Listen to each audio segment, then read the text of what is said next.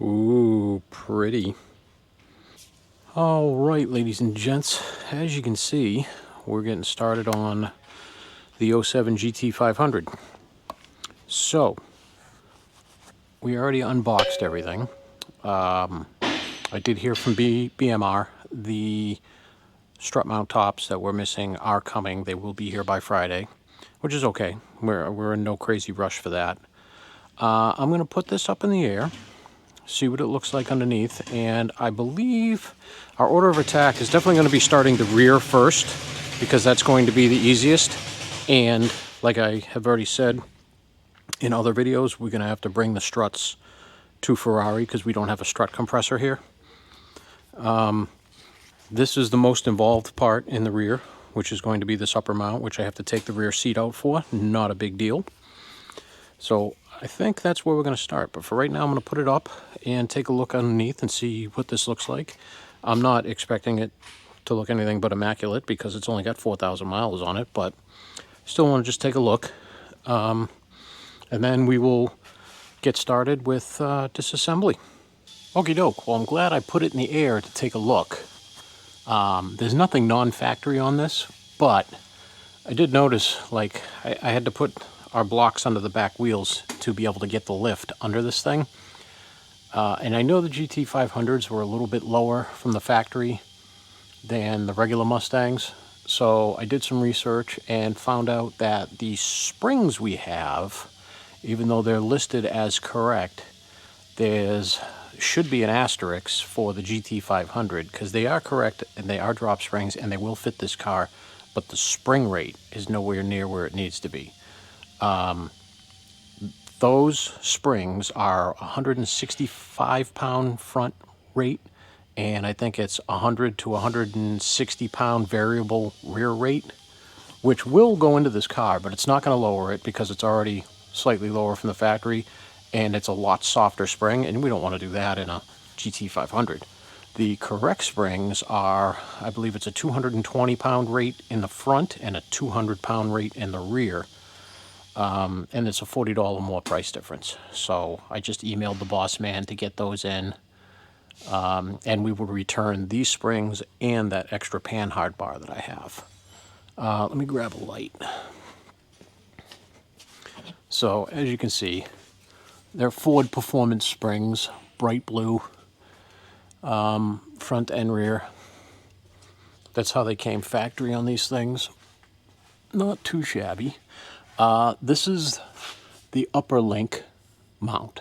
So you can see I can get those two back bolts, but the front one that's in the front there that goes underneath the gas tank, you can't get to that one. That's through the floor downwards. So you have to pull the seat out to get that one out. And I've done that before. It's not a big deal.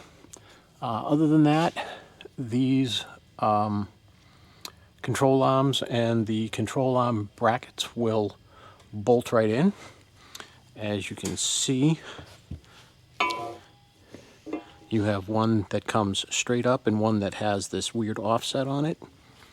That offset is for your track bar mount because it has to clear around that. And then that one, of course, is straight up and it'll bolt right into this bolt right there.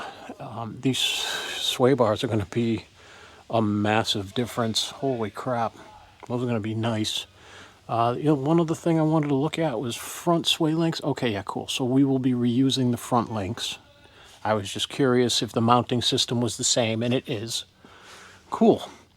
So, with that being said, I was going to rip out and put in the entire rear suspension tonight and tomorrow, but without springs, kind of can't do all of it, but maybe I can get the upper mount done. I can't remember on these what has to be loosened up to get the springs out of their cradles, if it's just shocks and lowers and then there's enough droop to do it. I'll have to look it up real quick. I can't remember off the top of my head, but we will get moving on it. We'll start putting all those parts into this undercarriage.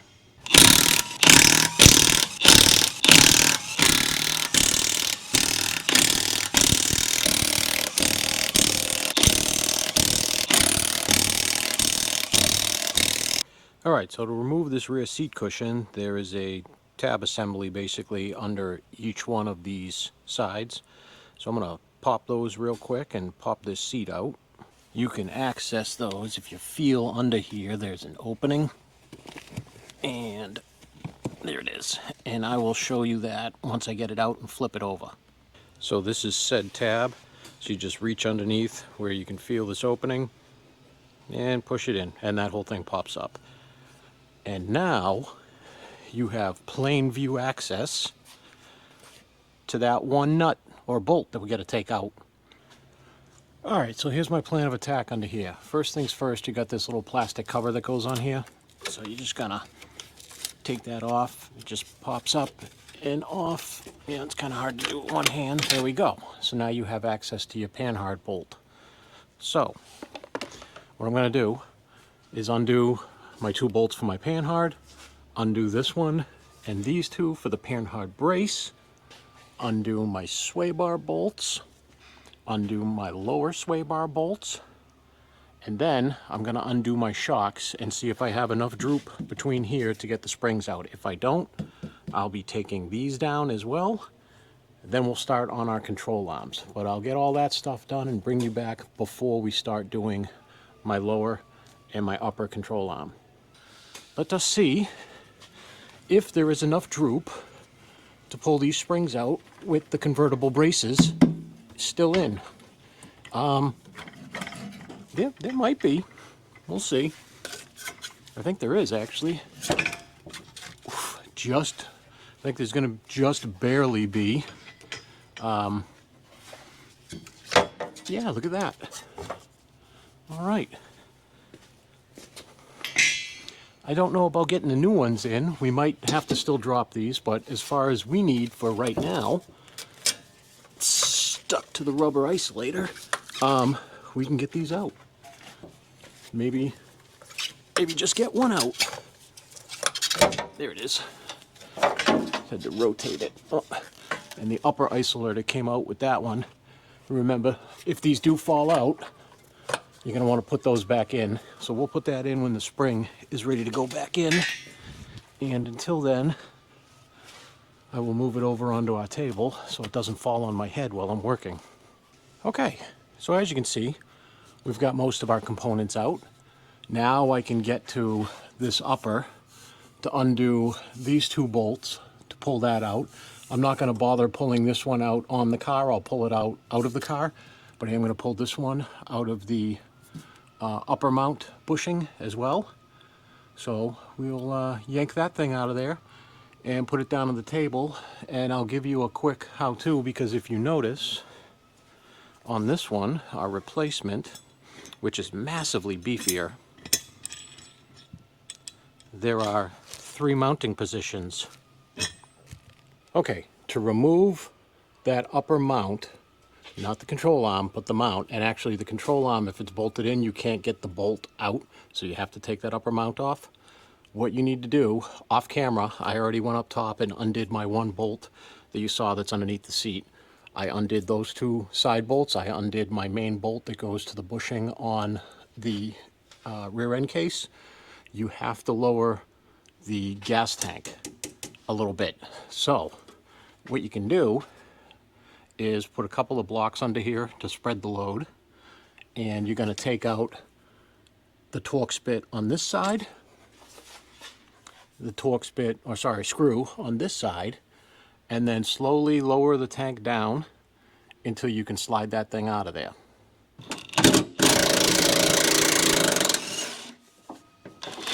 That's one side. That's the other. Now this is only going to drop down so far before it hits, you know, rest on top of the drive shaft and whatnot, but usually you don't even have to go that far.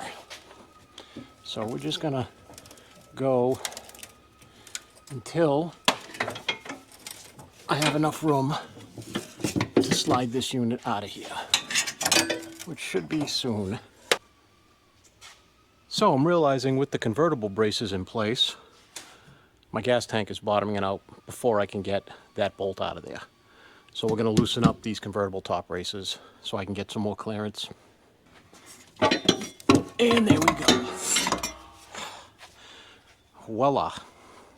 Okay, so now you can clearly see you've got 3 mounting positions for this. This is the orientation this mounts in the car, just like this. So the uppermost hole, which is this one, which by the way is the one we're going to be using, basically if you have non-adjustable, or if you have a non-adjustable upper control arm, you're lowered more than an inch, which we're going to be 1.5 inches. You're using their lower control arm brackets, which we do have over there. Or if you have a 9-inch rear housing, which we don't, but we meet the other 3. This middle position, basically stock height with a manual transmission, no lower control arm relocation brackets, or lowered cars with a non-factory automatic transmission, like if you TH400 swapped it, and you must use an adjustable upper control arm. And the lowest position, they say that stock height automatic transmission cars that do not use lower control arm relocation brackets, race car applications with non-factory automatic transmissions must use upper control arm. And basically, this all falls under at the very end of their explaining this. It's just a rough suggestion. They give you the common modification and uses of all these. But since we are completely stock with the lower control arm drop brackets with a non-adjustable upper arm, we are locked into this first one. If you ever want to find all this stuff, BMR has an awesome website. All of their instructions are right there on the website. One last thing before I install this thing, ladies and gents, when you're putting this together, make sure you put your Zerk fitting down the bottom, because if you put it up top, there's no way you're going to be able to grease the thing, and it may interfere with the body. So I'm going to grease this poly bushing up now, and then get this thing snugged up, and then put this whole unit back up in the car. All right.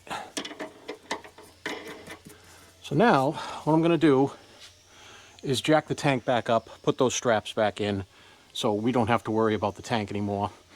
And you know what? I'm actually going to leave my convertible braces out until we get the coil springs in. And those should be here. I think he said on Friday those are going to be here. So that's no big deal. We'll leave those out. I will do the rest of everything else. So, like I said, I'm going to re-strap up the gas tank. And then I'm going to lower it. I'm going to tighten that one bolt that goes under the seat. And then we will move on to the lower control arms. All right, we're going to move on to lower control arms. 2 ways to deal with this right here. The way the instructions tell you, which is to undo your emergency brake cables and slide them down through here. But if you're not planning on keeping your lower control arms, chop there, just pull it out if you're just going to trash these things. We're not planning on keeping them, neither is the customer. So I'm going to chop these on both sides to get these cables out, and then we'll be back as I take the bolts out for the arms. Here's where we are. I just cut my slots, so now we're out, we're loose. So we're going to hit this front and rear bolt on this side, and then I'm going to show you how this control arm goes on, because if you notice, the fronts aren't as wide as the rears, and they're offset, so they go in a certain way. So I'll show you when we get to that point.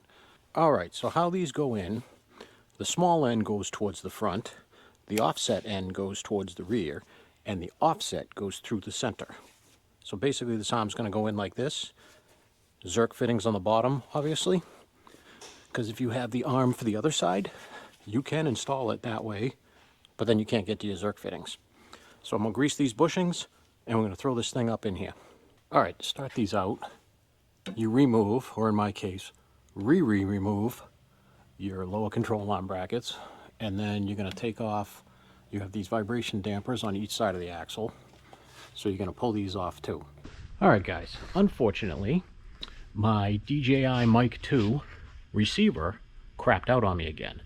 Very not impressed with that product so far. I loved it at the beginning, but I keep having receiver issues, so I'm going to give them one more chance to replace it and see if they can get me something that's not a piece of junk, or I'm going to be done with it and get a whole new system. What that means is I did a whole bunch of crap and there was no audio. So here's what we got. This lower control arm mount goes in here, goes on the back side of the panhard mount. I have this in here just to locate it. Your existing bolt and hole for the damper with a supplied spacer goes in there to locate this, along with this bolt that goes through your existing lower control arm mount with another supplied spacer. Once those spacers are all in, and your panhard bar, which ours obviously isn't because it's not here because we don't have the right one here, I'm just using this to snug it up and locate it.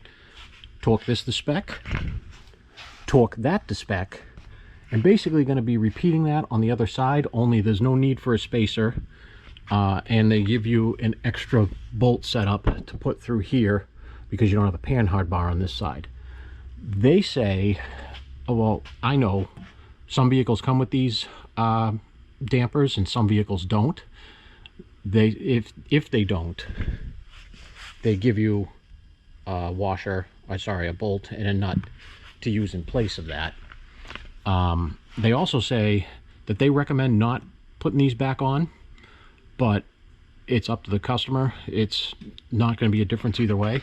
My thoughts on it on this vehicle is this is a 4,000 mile cruising mobile for an older gentleman, stock exhaust, like all that good stuff. So he's going to want to remove as much of the NVH as possible. He's not going to have any vibrations and stuff like that. It's part of the reason I also went with all poly bushings instead of end links on this vehicle.